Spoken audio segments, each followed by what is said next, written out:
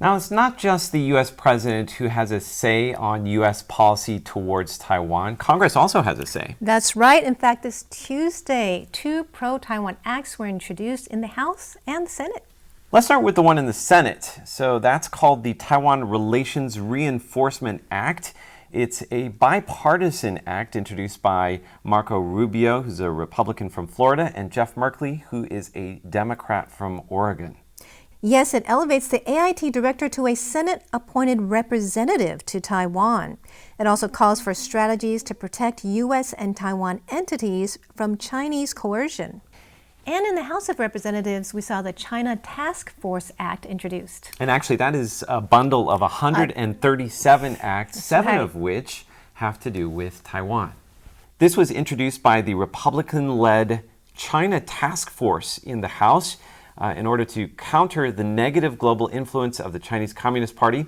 And here are some of the things it includes. The Taiwan Defense Act would call on the U.S. military to prevent China from taking over Taiwan. The Taiwan Symbols of Sovereignty Act, which would support use of things like Taiwan's national flag in the U.S. And also there are acts that would help Taiwan to join the IMF and the WHO.